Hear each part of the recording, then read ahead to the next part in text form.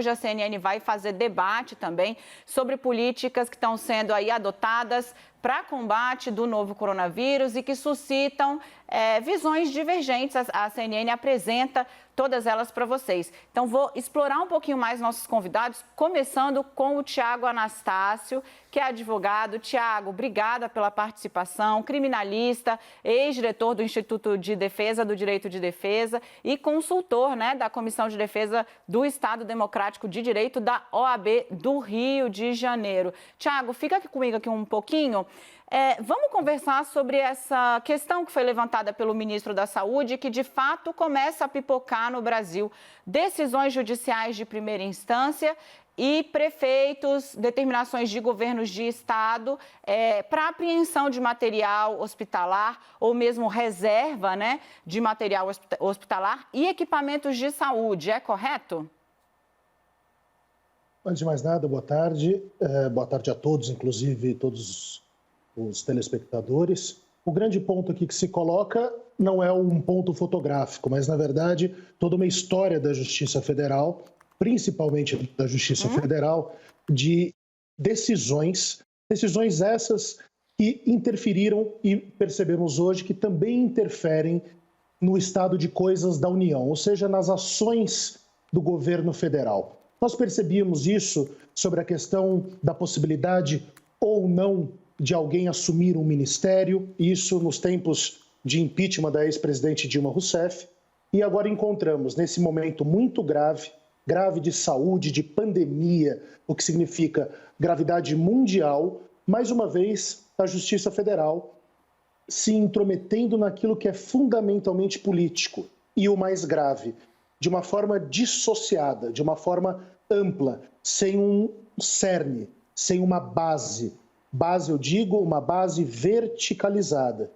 Nós teremos problemas sim, com decisões da Justiça Federal, até que normativas, fundamentalmente do Conselho Nacional de Justiça, permitam e imponham que haja cautela nesse momento, mas não a cautela sobre o como decidir, mas, principalmente, que a Justiça não pode, como nós temos visto com o Executivo, a Justiça não pode ficar no disse-me-disse. Nós temos que ter uma orientação clara sobre a interpretação da lei brasileira, principalmente do direito constitucional, da Constituição da República. A gente acompanhou aí a opinião do doutor Tiago e eu vou apresentar a nossa segunda debatedora, a doutora Gisele Soares. Ela é advogada, doutoranda em Direito Comparado da Universidade de Sorbonne, na França. Doutora Gisele, e a sua opinião sobre esse assunto? O Tiago aparentemente acha que a justiça de primeira instância pode acabar criando mais desordem do que ordem. A senhora? Oi, boa tarde, Daniela. Eu concordo.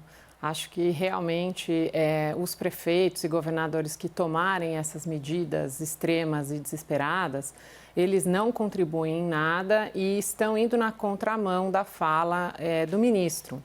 O que ele orientou foi justamente uma organização, uma atuação coesa sob a liderança do Ministério da Saúde, que é quem está seguindo as orientações da Organização Mundial de Saúde. Esse é um problema mundial que tem dado claros indícios de que precisamos de medidas particulares e pensadas para cada região. Mas essas medidas precisam ser organizadas, precisam ser concatenadas.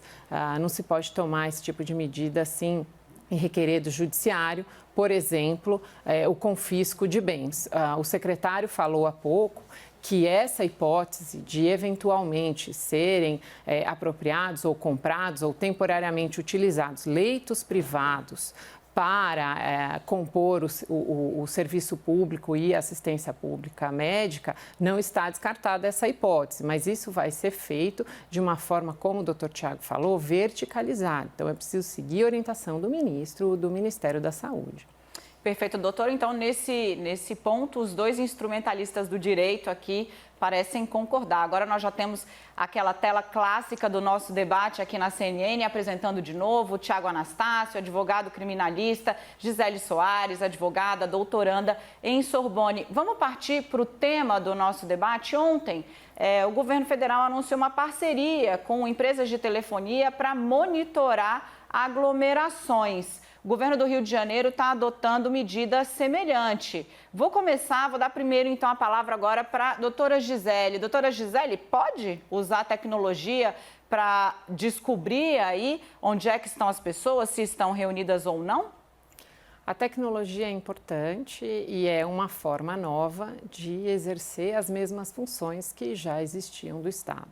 É lógico que nessa situação de pandemia, o que vivemos é uma constante exceção às regras. Então, existe sim o direito constitucionalmente garantido da inviolabilidade, da vida privada, da intimidade, mas nesse momento, o uso da tecnologia para o controle de aglomerações, então, seguindo novamente as orientações da fala que a gente acabou de ouvir do ministro. Então, é preciso sim que todos se resguardem, que não se exponham a risco, porque uma pessoa que se expõe a risco numa aglomeração, como ele disse, contamina mais 6. Então, aí essa curva subiria muito mais rápido. Então, eu acho que é uma medida acertada, como outras que provavelmente virão. É muito importante que haja, sim, nesse momento, excepcionalmente, esse controle. Então, a gente vai abrir mão de alguns direitos individuais em prol do direito coletivo, então, do bem de todos, especialmente da saúde. Já estamos, inclusive, abrindo mão de parte do nosso direito de ir e vir. Estamos ficando em casa, estamos em quarentena, estamos sem o direito à educação, as crianças não estão indo para a escola, muita gente sem direito ao trabalho. Então, é só mais uma medida importante. Doutor Tiago. Bom, nós temos que analisar o que acontece no Estado brasileiro a partir do direito constitucional e fundamentalmente com as diretrizes da regra do jogo. Nós precisamos decidir, antes de mais nada, qual é a situação constitucional que nós vivemos, ou seja, estamos em tempos normais ou não? Quais são as medidas governamentais, quais não são as medidas governamentais? Nós estamos em estado de calamidade ou em estado de emergência, nas questões estaduais. Eu soube que o presidente da República pediu uma consulta sobre o estado de sítio, um estado constitucional muito sério, muito grave. Então, o que acontece? Precisamos, antes, analisar, estamos no momento de excepcionalidade? Se estamos no momento de excepcionalidade, nós temos instrumentos constitucionais políticos, com pesos e contrapesos para serem adotados. Seria o estado de defesa num primeiro momento, em queda ou não satisfação pelo estado de defesa, um possível estado de sítio. Mas aí nós temos um problema político, um problema de legitimidade que hoje abate o governo federal. Vimos, e a própria doutora Gisele colocou muito bem, a liderança do ministro da Saúde no tema. O líder, hoje, do governo, aparenta, pelo menos aos mecanismos internacionais, também a toda a população brasileira, que ele chefia o governo. Nós precisamos decidir, antes de discutirmos se certo ou errado, quem está no comando. E depois, e mais importante, só abrirmos a questão dos direitos a partir dos instrumentos que permitam a verificação de abusos. Eu tenho posições particulares, creio que a doutora Gisele tem as dela, todos os telespectadores têm as suas próprias posições, são as opiniões, mas nós precisamos do fato para que nós possamos gerar a opinião. E esse é um problema muito grave que nós estamos tendo agora. É óbvio que eu posso decidir ficar em casa, a doutora Gisele pode decidir ficar em casa. O Estado só pode obrigar alguém a ficar em casa desde que ele respeite a norma, a lei. Um exemplo simples, rápido e termino brevemente. É regra do direito, a doutora Gisele, doutoranda em Sorbonne, na Paris, sabe muito bem. Nós, cidadãos brasileiros, podemos fazer tudo aquilo que não seja proibido em lei. O Estado só pode fazer aquilo que a lei permite. Nós trabalhamos com o negativo, eles trabalham com o positivo da lei. É isso que nós precisamos, antes de mais nada, entendermos. Qual é o estado de coisas?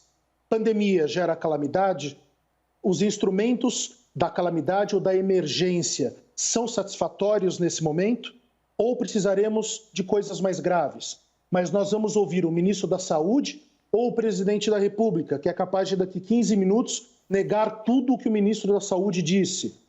O grande problema é esse, nós estamos perdidos e nós estamos sendo motivo de ironia, de gracejos em Alemanha, Inglaterra, Estados Unidos, França e a própria Itália, o país que mais sofre com isso até o momento. Doutora Gisele, me parece que ele deixou uma provocação aí no final para a senhora. Afinal de contas, o estágio legal em que nos encontramos hoje dá abertura para esse tipo de medida? Falta comando? A gente ainda está extrapolando, talvez, o limite que o próprio governo, com o apoio do Congresso, estipulou, que é o estado de calamidade? Não, foi instituída a Lei Federal 13.979, que é justamente a lei que foi criada para o enfrentamento, é até curioso, ela chama de surto do coronavírus, porque à época, em fevereiro, a gente ainda não tinha o reconhecimento da pandemia.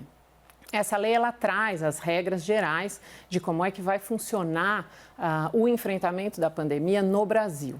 Então, em termos muito simples, o que diz a lei? Nós vamos ouvir e seguir as orientações da Organização Mundial da Saúde.